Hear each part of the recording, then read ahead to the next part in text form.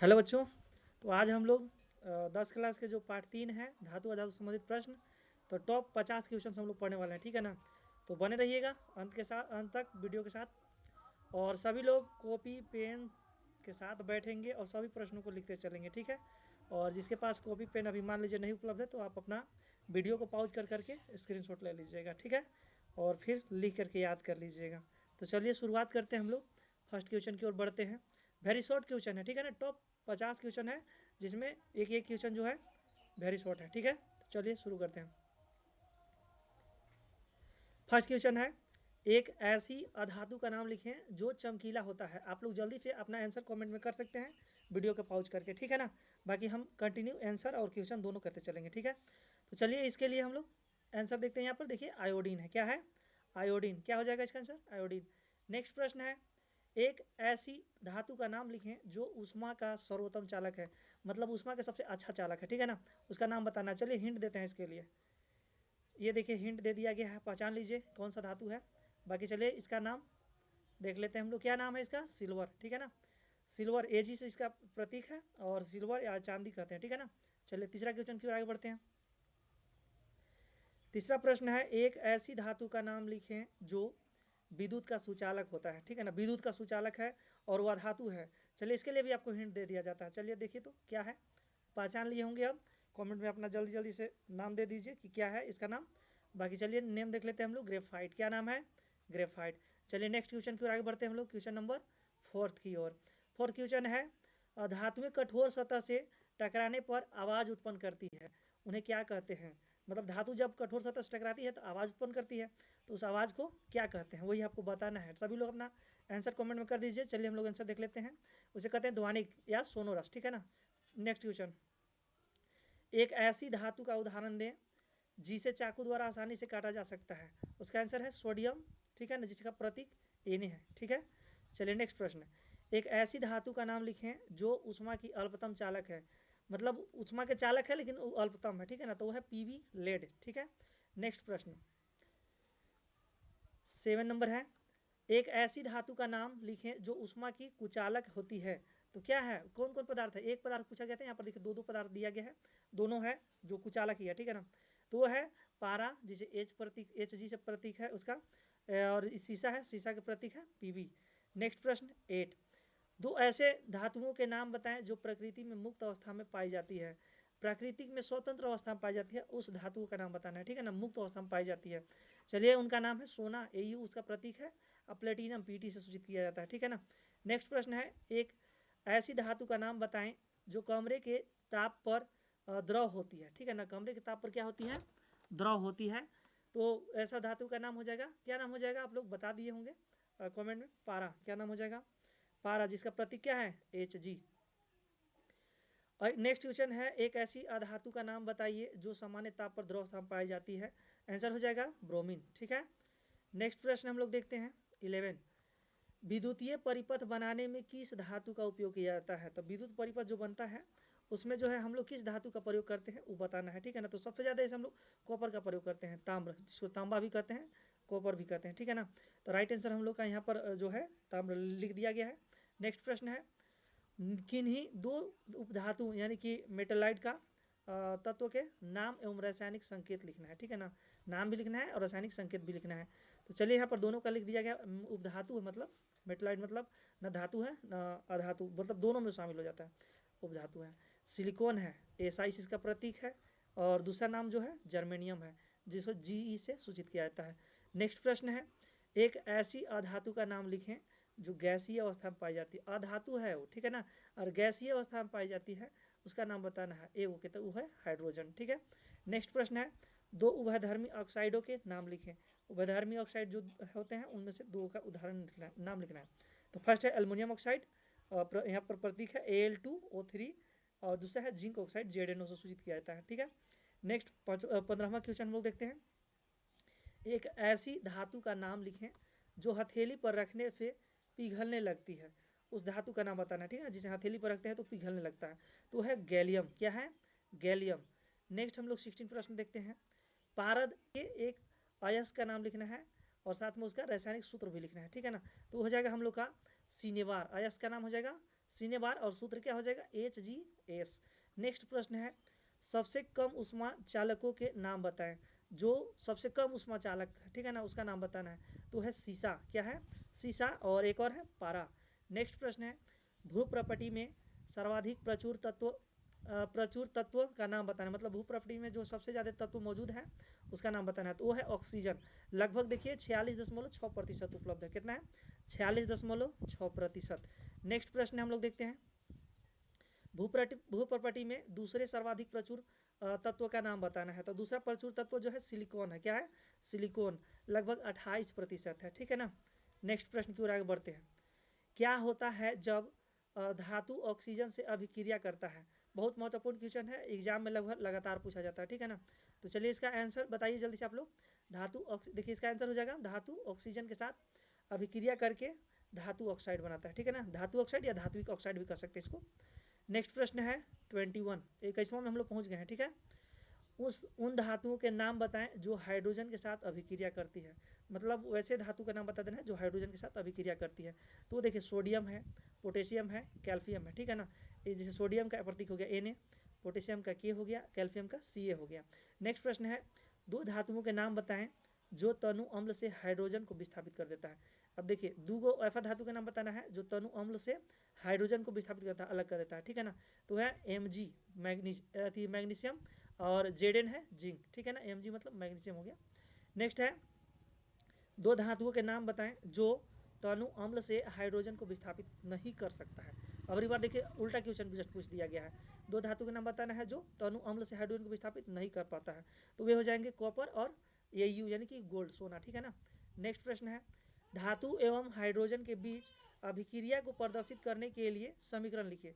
देखिए धातु और हाइड्रोजन के बीच में अभिक्रिया प्रदर्शित करने के लिए समीकरण लिखना है, ठीक है ना।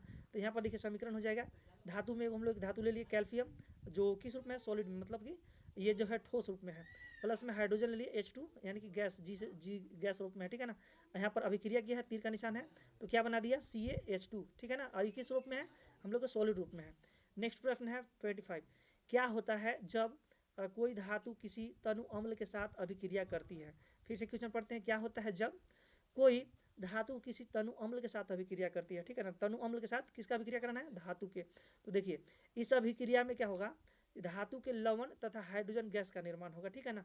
उदाहरण से देखते हैं, जैसे देखिए Zn है जिंक प्लस HCl क्या है? हम लोग का HCl अम्ल है, ठीक है ना। और जब ये दोनों अभिक्रिया करेंगे तो क्या बनेगा? Zinc chloride plus hydrogen gas H2, ठीक है ना। चलिए नेक्स्ट प्रश्न हम लोग देखते हैं। नेक्स्ट है कौन सी धातुएं भाप के साथ भी अभिक्रिया नहीं करती है, मतलब कौन सी धातुएं जो है भाप के साथ अभिक्रिया नहीं करते हैं? तो ऑप्शन देखिए यहाँ पर है, ऑप्शन करें आंसर हो जाएगा डायरेक्ट, ऑप्शनल क्वेश्चन नहीं है, हम डायरेक्ट वेरी शॉर्ट कर दिए हैं। तो है सीसा और कॉपर और कौन है चांदी तथा सोना, ठीक है ना। ये सब क्या है जो है भाप के साथ अभिक्रिया नहीं करते हैं। नेक्स्ट प्रश्न है कौन सी धातुएं तनु हाइड्रोक्लोरिक अम्ल के साथ तेजी से अभिक्रिया करती है? अब देखिए अगली बार जस्ट वही क्वेश्चन है, थोड़ा सा अलग चेंज कर दिया गया, पीछे हम लोग पढ़े थे उसका। कौन सी धातु है जो तनु हाइड्रोक्लोरिक अम्ल के साथ तेजी से अभिक्रिया करती है, ठीक है ना। तो उसका आंसर हो जाएगा मैग्नीशियम, ठीक है।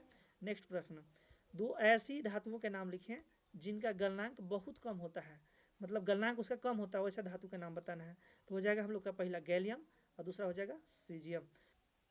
नेक्स्ट है दो ऐसे धातुएं हैं जो अति तनु HNO3 मतलब कि नाइट्रिक अम्ल के साथ अभिक्रिया करके हाइड्रोजन गैस उत्सर्जित करते हैं, उन धातुओं के संकेत भी लिखना है, ठीक है ना। तो ये है पहला है Mg मतलब मैग्नीशियम और दूसरा है Mn मतलब मैग्नीज, ठीक है। नेक्स्ट 31 क्वेश्चन की ओर आगे बढ़ते हैं हम लोग। 31 क्वेश्चन देखिए कह रहा है दो आघातवर्ध्य धातुओं का नाम लिखें, मतलब आघातवर्ध्य मतलब जो पसर जाते हैं पीटने के बाद, ठीक है ना। तो हम लोग लिख देते हैं यहाँ पर कौन है सोना और दूसरा है चांदी।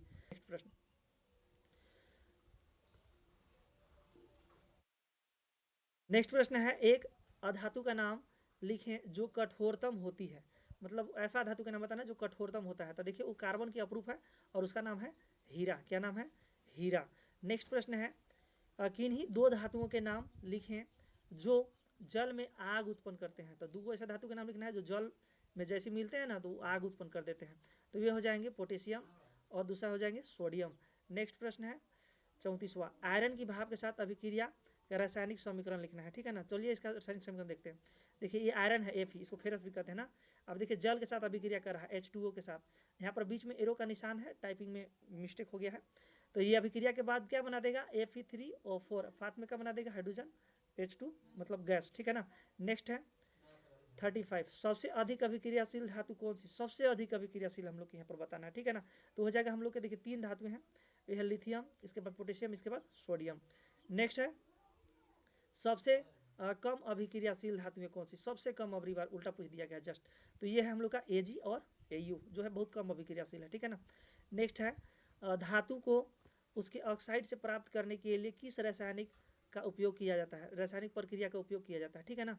धातु को उसके ऑक्साइड से प्राप्त करने के लिए किस रासायनिक प्रक्रिया का उपयोग किया जाता है।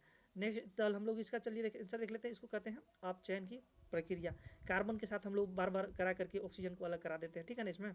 नेक्स्ट है 38, कौन सी धातु आसानी से संक्षारित नहीं होती है, उस धातु का नाम बता देना हम लोग के जो संक्षारित नहीं होती, खराब नहीं होती जल्दी से, तो है सोना और चांदी।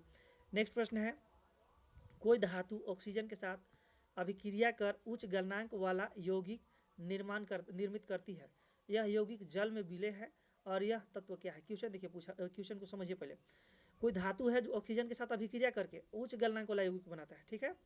और दूसरा बात इसमें और भी ये भी है, यह यौगिक जल में विलय है मतलब पानी में मिल जाएगा, तो उस तत्व का नाम बताना है। तो वो क्या है, कैल्शियम है, ठीक है। मतलब ऑक्सीजन से अभिक्रिया करेगा तो कैल्शियम ऑक्साइड हो जाएगा, और फिर पानी में जब इसको हम लोग डालेंगे तो कैल्शियम हाइड्रोक्साइड प्राप्त हो जाएगा, जो क्या कहलाएगा, बुझा हुआ चूना, ठीक है ना। जब ऑक्सीजन से अभिक्रिया कराएंगे तो ये बिना बुझा हुआ चूना रहेगा, और साथ में जब CaO को हम लोग H2O मतलब जल से अभिक्रिया कराएंगे तो वहाँ पर जो हम लोग के कैल्शियम हाइड्रोक्साइड प्राप्त हो जाएगा, जो कि क्या कहलाएगा, बुझा हुआ चूना। चलिए नेक्स्ट प्रश्न, खाद्य पदार्थों के डिब्बे पर जिंक की बजाय टीन की परत क्यों होती है, तो ये हम लोग को बताना है। जिंक की बजाय पर हम लोग टीन का ही परत का है वहाँ पर इस्तेमाल करते हैं, तो इसका आंसर हो जाएगा टीन की अपेक्षा जो जिंक है ना अधिक अभिक्रियाशील है। नेक्स्ट प्रश्न है 41 नंबर, ऑक्सीजन के साथ संयुक्त होकर अधातुएं कैसा ऑक्साइड बनाती है, ठीक है ना। ऑक्सीजन के साथ संयुक्त होकर अधातुएं कैसी ऑक्साइड बनाती है, तो चलिए इसका आंसर हो जाएगा अम्लीय या उदासीन ऑक्साइड बनाते हैं, ठीक है। नेक्स्ट है 42, 42वां क्वेश्चन, सबसे अधिक तन्य धातु का नाम बताना है। तो अभी हम इसके बारे में ऊपर चर्चा कर चुके हैं, सबसे अधिक तन्य धातु कौन है, सोना, ठीक है ना, जो कि 1 ग्राम में कितना किलोमीटर जाता है, 2 किलोमीटर तक तन्य हो सकता है। नेक्स्ट है कॉपर की एक मिश्र धातु का नाम बताना है, तो हो जाएगा पीतल, ठीक है ना। एक वो हम बता रहे हैं, पहला हो गया पीतल, एक और होता है जो है कांसा, जैसे पीतल जो बनता है वो कॉपर और जिंक की सहायता से बनता है, दोनों मिला करके, ठीक है ना।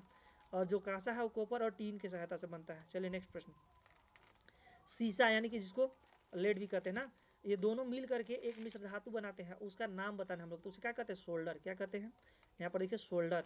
नेक्स्ट है इस्पात में कौन सी अधातु उपस्थित होती है, इस्पात में कौन सी अधातु उपस्थित होती है, तो है कार्बन, कौन होती है, कार्बन। नेक्स्ट प्रश्न हम लोग देखते हैं।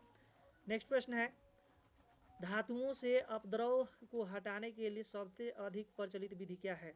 अपद्रव मतलब जो जब हम लोग विद्युत अपघटनी प्रक्रिया करते हैं तो जो नीचे अशुद्धियाँ होती हैं ना, जो अशुद्ध वाला रड मतलब जो अशुद्ध धातु से बना हुआ रड होता है, तो उसमें से शुद्धता को हटाते हैं, तो जो नीचे गिर जाता है उसी को हम लोग क्या कहते हैं, अपद्रव कहते हैं, ठीक है ना।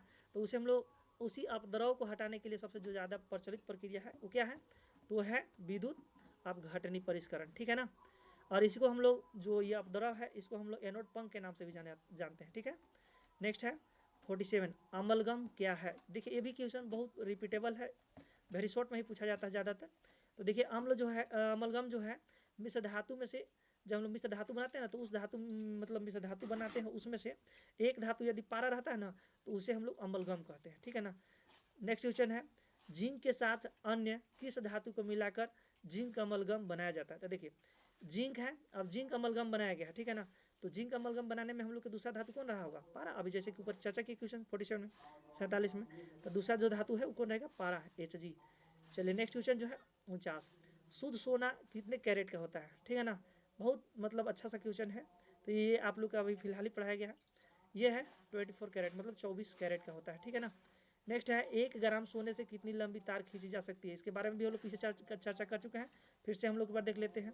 1 ग्राम सोना में कितना लंबा तार खींच सकते हैं हम लोग, तो 2 किलोमीटर, ठीक है। तो आज के हम लोग के जो भी टोटल 50 क्वेश्चन थे, हम लोग उन सभी क्वेश्चन को जो है पढ़ चुके हैं आप लोग। जिसको जो क्वेश्चन मतलब समझ में नहीं होगा एक बार वीडियो पीछे करके आप लोग देख लीजिएगा, फिर भी दिक्कत रहता है तो कमेंट में पूछ लीजिएगा। तो चलिए हम लोग मिलेंगे अब नेक्स्ट सेशन में।